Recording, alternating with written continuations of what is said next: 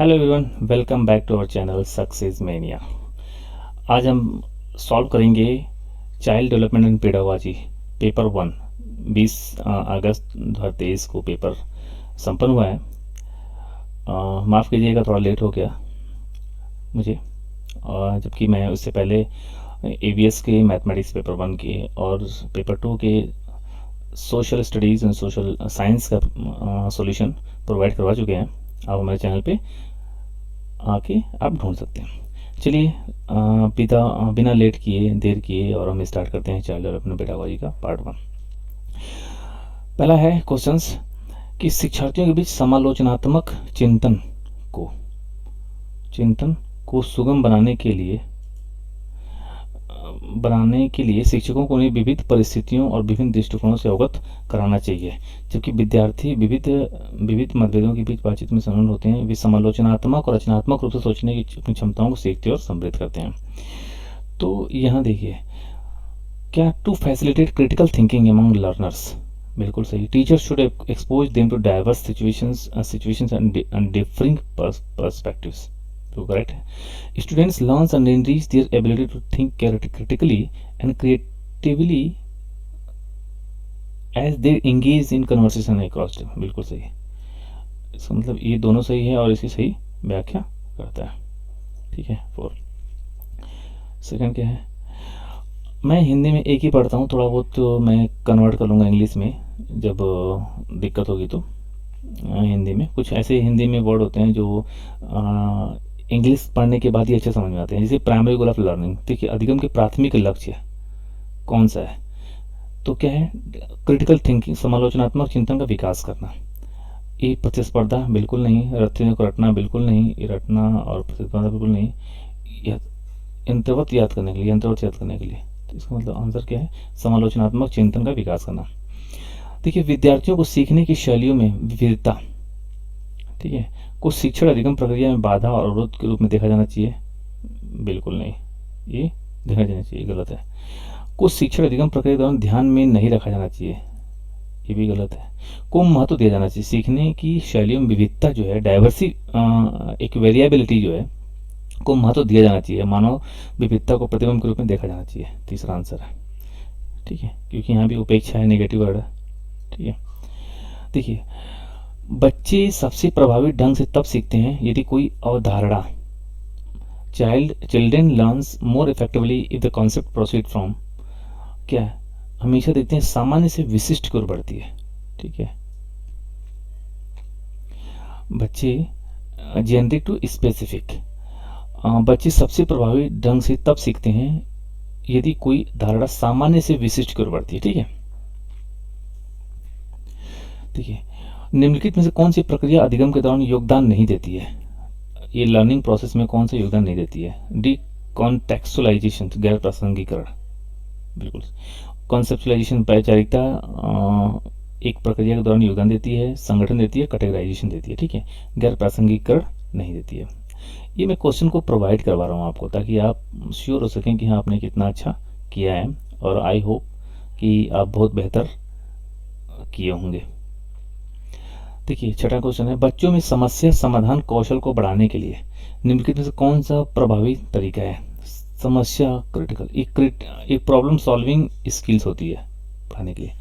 उन्हें बुद्धि मंथन करने और सहज अनुमान लगाने का अवसर देना। ठीक है, बुद्धि मंथन करने, giving the opportunity brainstorm making intuitive guess, उन्हें समस्याओं के लिए समाधान उपलब्ध कराना। तैयार समाधान कभी नहीं उपलब्ध नहीं कराना चाहिए बच्चों। ठीक है, स्वतंत्र चिंतन को हतोत्साहित करना चाहिए, भी नेगेटिव वर्ड है। कठिन समस्याओं से बचने के लिए उन्हें प्रोत्साहित करना, बचने के लिए, इसका मतलब पहला क्वेश्चन है, उन्हें बुद्धि मंथन करने और सहज अनुमान लगाने का अवसर देना चाहिए। 7, अनुभवात्मक एक्सपीरियंशियल लर्निंग स्ट्रेस, अनुभवात्मक अधिगम किस पर बल देता है। ठीक है, एक प्रक्रिया के बजाय अधिगम को एक उत्पाद के रूप में देखना, एक प्रोडक्ट के रूप में देखना, बिल्कुल नहीं, सफल नहीं देगा। आलोचनात्मक प्रतिबिंबन के महत्व पर, क्रिटिकल रिफ्लेक्शन के महत्व पर ध्यान देगा। ठीक है, बच्चों के अधिगम पर शिक्षक के नियंत्रण, ये भी नेगेटिव वर्ड है। सीखने के पुनर्वलन में भूमिका, एक रेनफोर्समेंट। अनुभवात्मक आलोचनात्मक प्रतिबिंबन के महत्व पर ध्यान। ठीक है, 8वां है, निम्नलिखित कथनों को पढ़िए और सही विकल्प का चयन कीजिए। पहला है एसर्शंस, शिक्षकों को सार्थक वातावरण बनाना चाहिए, बिल्कुल सही, जिसमें सभी बच्चों की सक्रिय भागीदारी संलग्नता हो, बिल्कुल सही। ठीक है, सभी बच्चे आंतरिक रूप से सीखने के लिए प्रेरित होते हैं और सीखने में सक्षम होते हैं, ये भी सही है। ये दोनों एक दूसरे की व्याख्या करता है। ठीक है, देखिए 8वां क्वेश्चन, लेवाइगोस्की ने, पता है आपको कि इन्होंने कौन सा थ्योरी दिया था? सोशल डेवलपमेंट, सामाजिक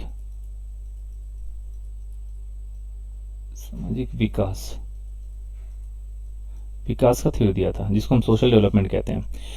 दिया के अनुसार बच्चों की संकल्पनात्मक योग्यताओं के विकास में महत्वपूर्ण भूमिका निभाता है क्या?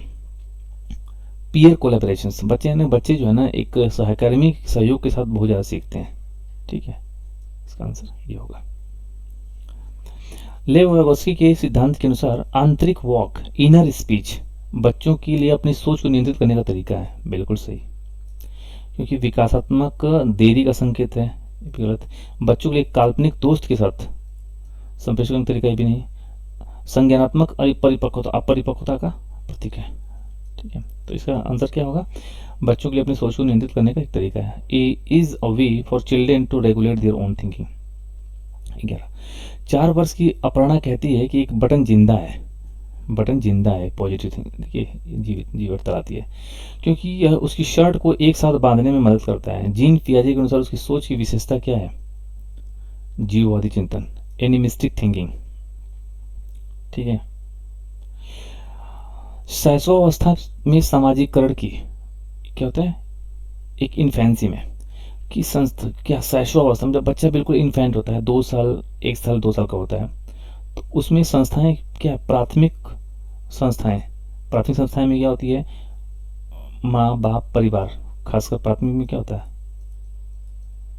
परिवार संस्था होती है, महत्वपूर्ण महत्व। जबकि प्रारंभिक बाल्यावस्था में सामाजिकरण की संस्थाओं को, प्रारंभिक बाल्यावस्था में ये तो माध्यमिक। ठीक है, तो प्राथमिक और माध्यमिक संस्था भी महत्वपूर्ण हो जाती हैं। देखिए, लेवोगोस्की के अनुसार भाषा विकास संज्ञानात्मक विकास को सुगम बनाता है। लेवोगोस्की के अनुसार भाषा language development facilitate cognitive development. ठीक है, language development cognitive development advance independent from each others, बिल्कुल अलग अलग नहीं, एक साथ जुड़े हुए हैं। सामाजिक कारक भाषा विकास को प्रभावित करने, और संज्ञानात्मक कॉग्निटिव डेवलपमेंट फैसिलिटेट लैंग्वेज नहीं, भाषा विकास जो है, जो लैंग्वेज डेवलपमेंट है, वो कॉग्निटिव डेवलपमेंट को बढ़ावा देता है, सुगम बनाता है। लॉरेंस कोएलबर्ग के नैतिक तर्क के आधार पर बच्चों आमतौर पर मानते हैं कि लोगों को समाज की अपेक्षाओं पर खरा उतरना चाहिए और अच्छे तरीके से व्यवहार करना चाहिए। आप जानते हैं कि इसके 4 लेवल हैं। देखिए, ये क्या होता है? इसमें टोडलर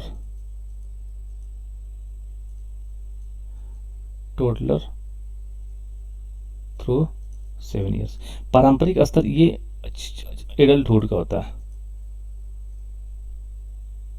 तो इसी स्तर पर समाज की अपेक्षा होती है कि खरा उतरेगा और अच्छे तरीके से व्यवहार करना चाहिए। ठीक है, निम्नलिखित कथनों को पढ़िए, सही विकल्प का चयन कीजिए। क्या है? शिक्षकों साथियों जैसे अधिक जानकार अन्य लोगों के साथ बातचीत शिक्षार्थियों को उनकी समझ और कौशल विकसित करने में मदद के लिए आवश्यक समर्थन और मार्गदर्शन प्रदान करती है। ठीक है, बिल्कुल सही। सामाजिक संपर्क सीखने और विकास के प्रमुख घटक है, ये भी सही है। संपर्क तो इसे क्या होगी? ये इसकी व्याख्या करती है। ठीक है, 16वां है, अधिगम के लिए आकलन, असेसमेंट फॉर लर्निंग्स का मुख्य लक्ष्य क्या है? विद्यार्थियों के प्रदर्शन की तुलना एक मानक या तय पैमाने से करना, विद्यार्थियों को प्रतिपुष्टि प्रदान करना, एक फीडबैक, इसको बोलते हैं फीडबैक प्रदान करना, जिसका उपयोग उनके अधिगम में सुधार के लिए। हमेशा बच्चों को फीडबैक देना चाहिए कि आपने क्या अच्छा किया, सुधार किया, आपको और अच्छा करना चाहिए। ठीक है, तो इस तरह से ये अधिगम असेसमेंट में बहुत ज़्यादा वैल्यू होती है, फीडबैक। ठीक है, फीडबैक याद रख लीजिएगा। धीमे सीखने वालों को वर्गीकृत करना चाहिए। वर्गीकृत तो बिल्कुल नेगेटिव वर्ड है धीमे सीखने वालों को। ठीक है, विद्युत प्रश्न मूल्यांकन करना और ग्रेड देना, ये भी गलत है। ठीक है, किस आयु में बच्चे शब्दों के खेल में शामिल हो सकते हैं। ऐसे चुटकुले और पहेलियों को पसंद करते हैं जिनमें खेल, शब्दों का खेल शामिल हो। 7 वर्ष की हो। ठीक है। कैरल गिल्लिगन ने कोयलबर्ग के नैतिक विकास सिद्धांत की आलोचना की थी। ये जो कैरल गिलीबर्ग है, इन्होंने बताया था कि जो वीमेन है, इसको एथिक्स ऑफ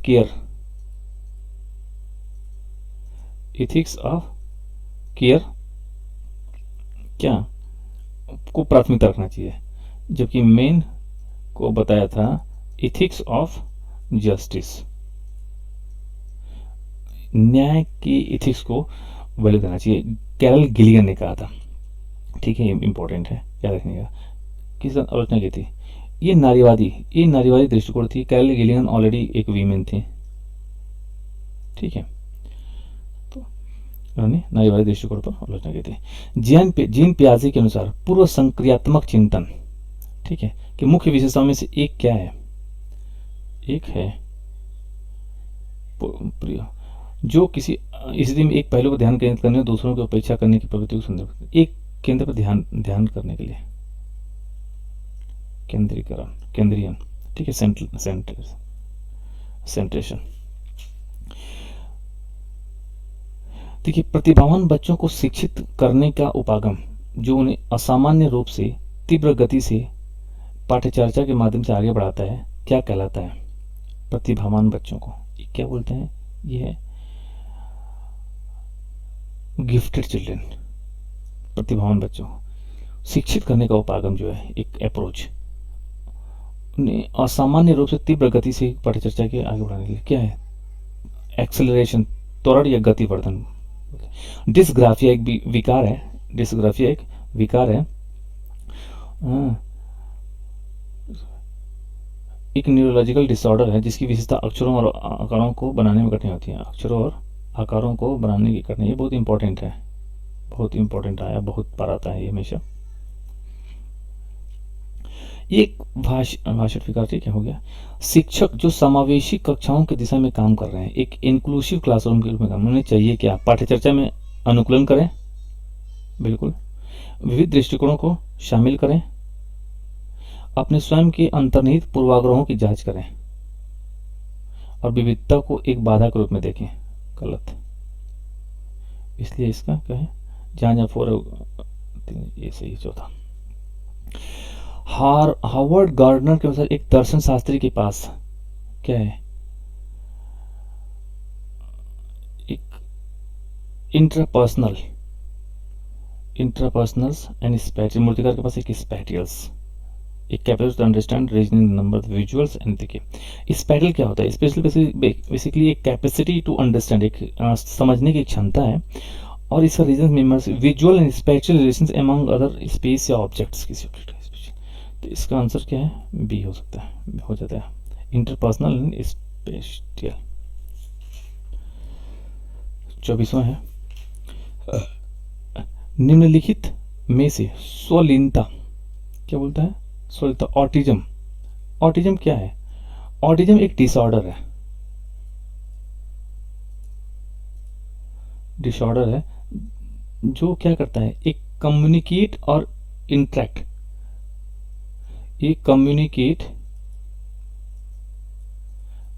इंटरेक्ट करने में इसको दिक्कत होती है, ये प्रॉब्लम आती है कम्युनिकेट इंटरेक्ट करने में। तो क्या विशेषता कौन सी है? ये बार बार दोहराव और आवर्ती व्यवहार करते हैं, ठीक, frequently repetitive and recurring behaviours क्या करते हैं। ठीक है,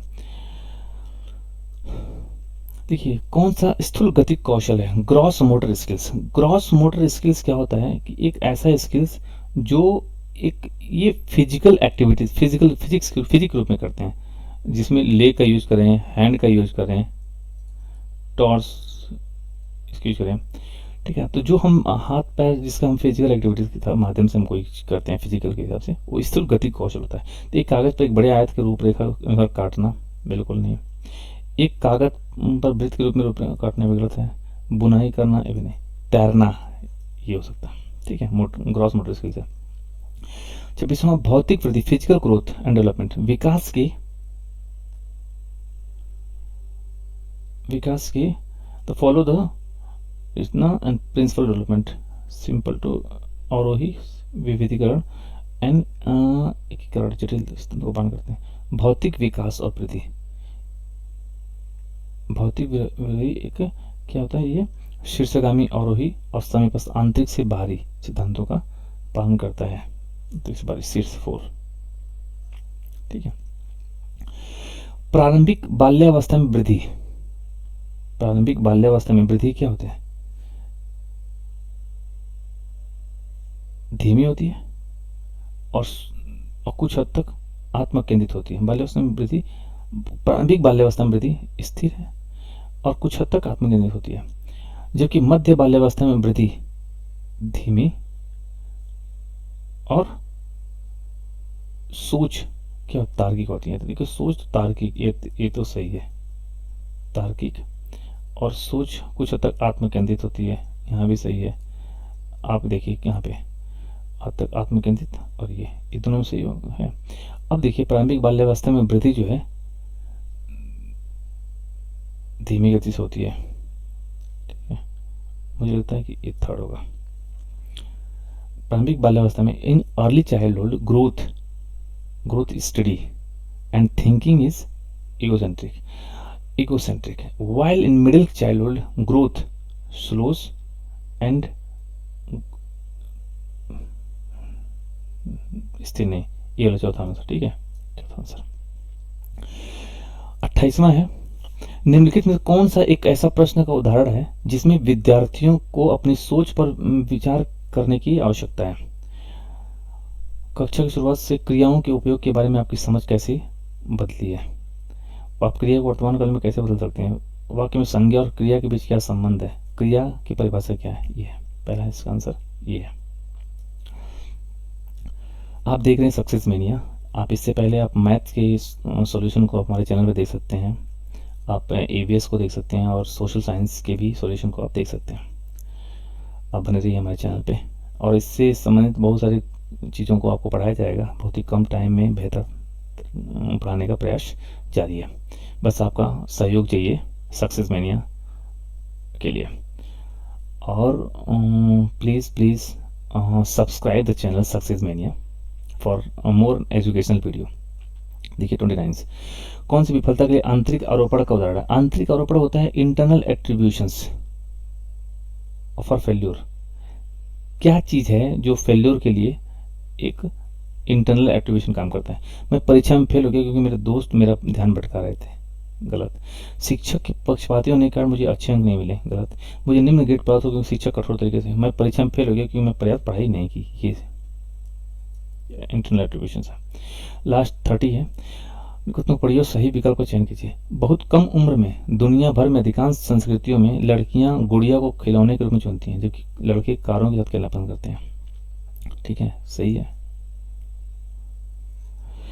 बच्चे किसी विशेष संस्कृति के अपेक्षाओं के आधार पर एक लड़के या लड़की के लिए क्या उपयुक्त माना गया है, इसके बारे में जानकारी व्यवस्थित करते हैं और उसके अनुसार व्यवहार करते हैं।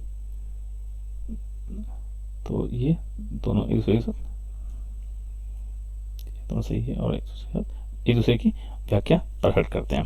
तो इस तरह से आपने देखा कि पेपर 1 CDP आप देख सकते हैं कि 30 में से कितने क्वेश्चन आपने अचीव किए। और मिलते हैं अगले वीडियो के साथ सक्सेस मेनिया पे। Please subscribe this channels. Thank you for watching.